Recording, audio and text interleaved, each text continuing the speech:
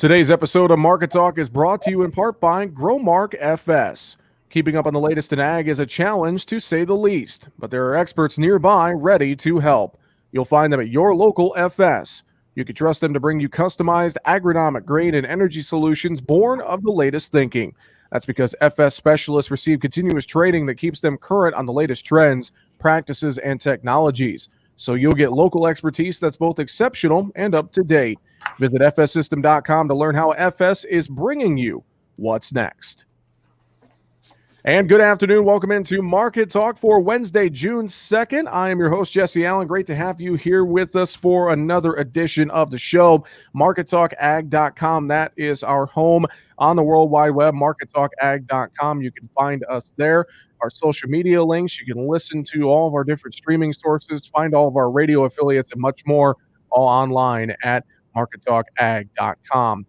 Well, we spent a week without our good friend Mike Zuzolo from Global Commodity Analytics, but we couldn't keep him away any longer as he joins us for our Wednesday commentary. Mike, good afternoon, and it's great to have you back on the show after a much-deserved week away. Just nice to be back with you, Jesse. As I told you before we went on air, I got one daughter married, the only daughter. I hope I never and won't ever have to do that again. Well, that is the hope. That is for sure, and I'm sure that will be the case. That will definitely be the case. Mike, let's talk about these markets. And, you know, as we get into the month of June, overall, we normally don't trade a weather market, but it just seems like that's the talk of the town here the last couple of days is weather. And it's really just an interesting dynamic that we are trading a weather market here to begin the month of June, Mike.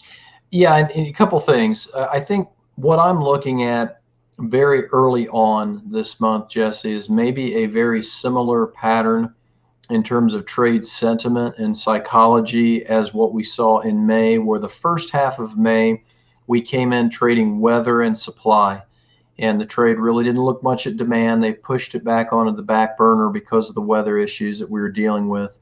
Second half of May, however, especially the last week and week and a half, the demand market came roaring back as a front burner top tier issue, mainly because China wanting to work down prices because of some policy shifts that they were putting in place, not only affecting copper, iron ore, but also ag commodities and specifically corn.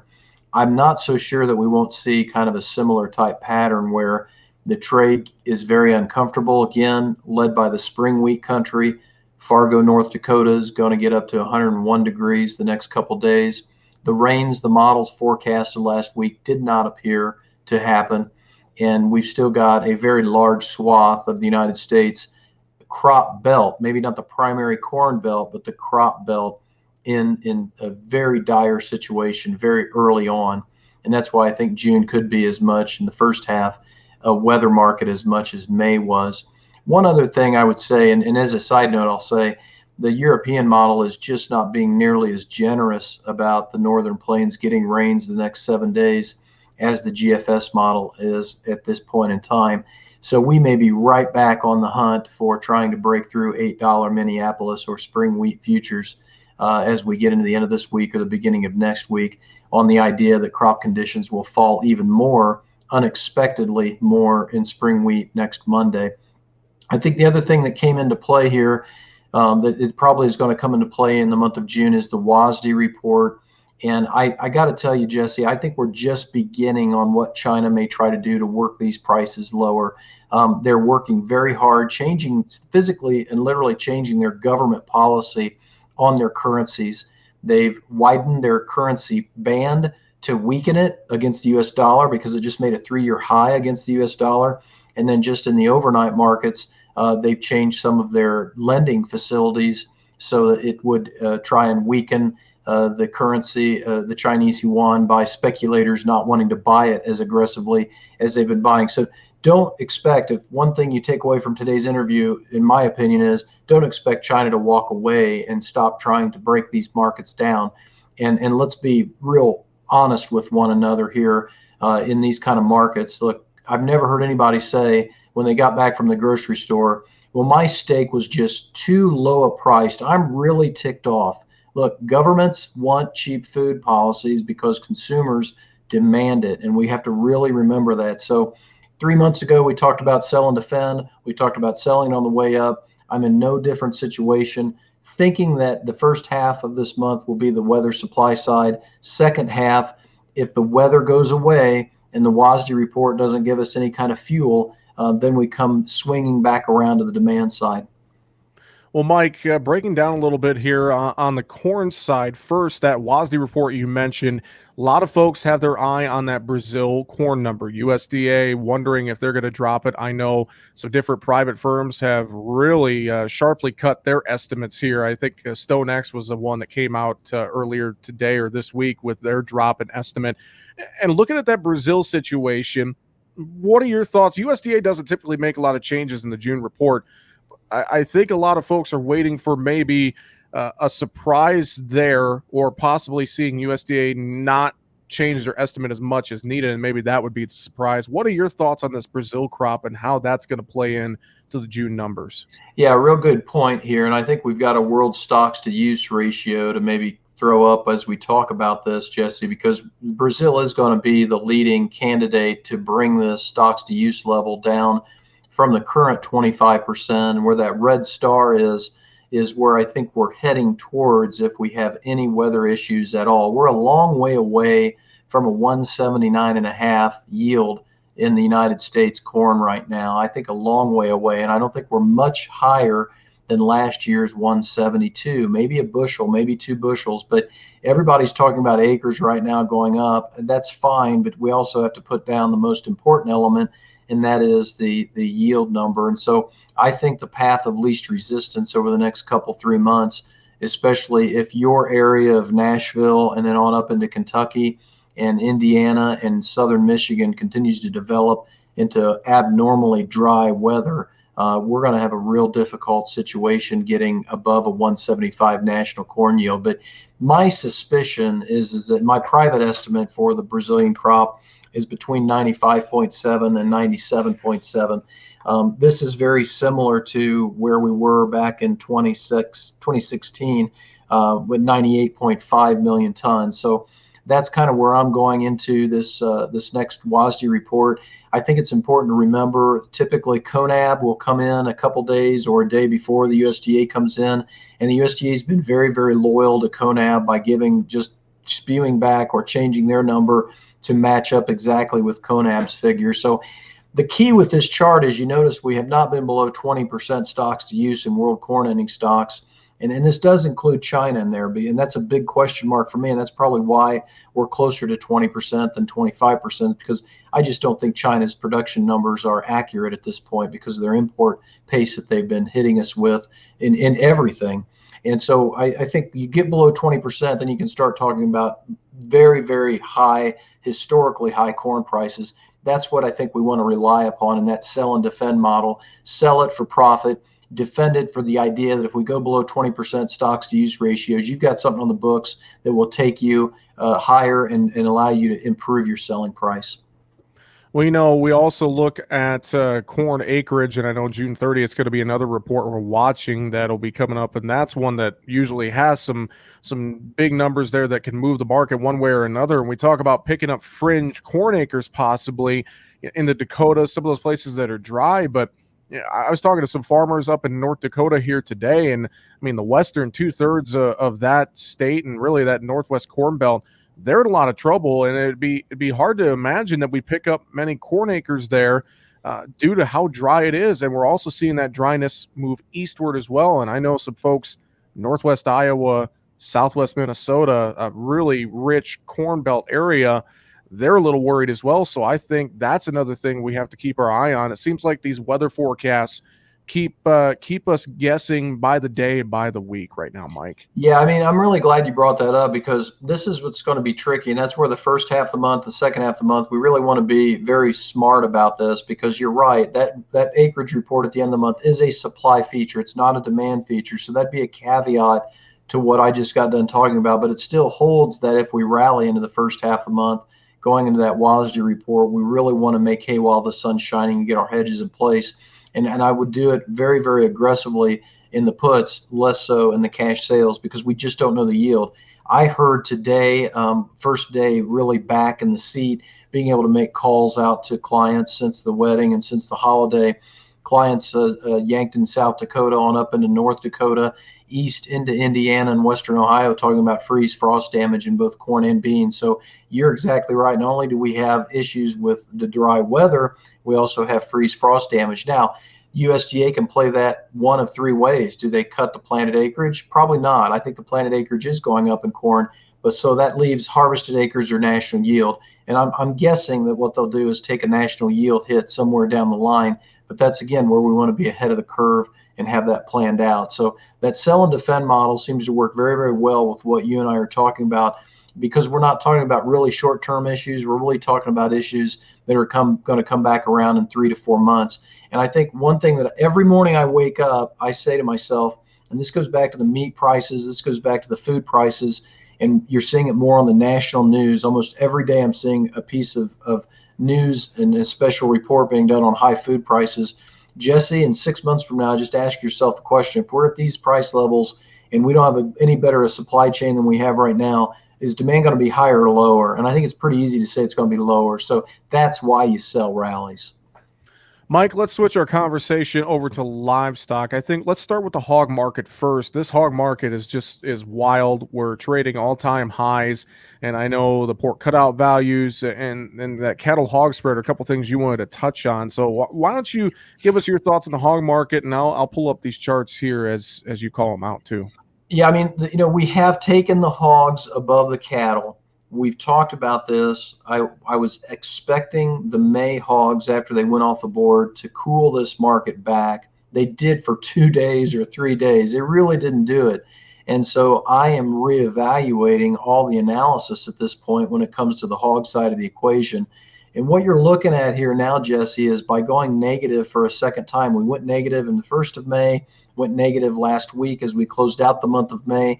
We're now looking at a situation where we don't have any support in the cattle minus the hogs for lead month futures, which right now would still be June against June. And so it really opens up the door that we could go down to the 1997 monthly lows, where we closed out the lows in 1997. And that's right around that $20.22, I think, was the close on a monthly basis back in 1997 towards the later part of the year. And this goes back to, we are at a stage now, I don't buy into the idea because of this spread and what the hog prices are doing. And we got to think about it this way. What's leading the hogs up? It's the pork side of the equation. It's the cutout side of the equation. And so, and here's a perfect example of it. We got 3 charts here. We got belly cutouts, pork cutouts, and ham cutouts. These markets, especially the pork cutout, it's up at a 4+ year high at this stage. And the belly cutout looks like it's bottomed at this point. It's back to 186. And if you look at this chart from 2013 to current, there's only 2 years out of the last 2 years out of the last 8 that the annual high didn't come in July or August. So we're really setting this market up for a real push to the upside in the summertime, as the summer grilling season starts to really kick into high gear. And you're going to see probably hogs stay very strong because there's a limited supply of beef. That's the biggest secret to why the hogs haven't broken since the May contract went off the board, if you ask me. So what I say to cattlemen and hog producers and ranchers is, so much for the transitory food inflation. I don't think we're going to see food inflation and prices back down at all this coming summer. The recent data from the National Restaurant Association put April grocery store increased prices up only 1.2%, but restaurant menu prices jumped 3.8% in April, and that was led by wholesale prices for food up about almost 7%, and that's only going to go higher, I think, at this stage of the game. So we can enjoy these times now, but at some point we're really going to have to be concerned about a big drop in prices, and I suspect it's going to be before or right after July 4th now, seasonally speaking, because USDA has beef production on a quarter basis peaking out on the 3rd quarter. I agree with that. And they have pork production peaking out on the 4th quarter. And so I think as we ramp up more pork production and market ready hogs, that July 4th time period is probably the place to get those back end hedges in place. Well, and on the flip side of that, this cattle market, it's had some negative news after negative news. The JBS cyber attack hitting that market here over the holiday weekend. We come in Wednesday, we traded triple digits higher in cattle, but it almost seemed like in this futures market, maybe that was a psychological bounce. I know we're still kind of figuring out the effects of this JBS cyber attack, although most of those plans sounded like they were back online today. But what are your thoughts on the JBS situation and how that's parlayed itself into the cattle markets here this week? I agree with you. I don't think the cattle market looks that healthy yet, but by the same token, I think the export pace is not going to back down for the beef side of the equation. I think the world needs the U.S. beef market. I think Argentina is running tight on beef. I think Brazil is running tighter than normal on beef. And I think Mexico has got a very large demand base built up now for the meats at this stage. So I think our export market remains very, very firm. We just need to get up about $4 to $6 higher in the June and now probably the August contract of the fat cattle market to where we can make some money. But cattle producers are going to have to be very, very good at hedging in this next 3-month window, I think, because they're going to be on the front lines of markets trying to pressure prices lower. And I would expect that these breaks to the downside from black swan events like we just saw will increase, not decrease, because again, food prices are very, very nerve-wracking to consumers. And you look at what happened in the Malaysian palm oil markets in the overnight, we were up 5%. That immediately bled into the soybean oil futures, and that closed up 5%.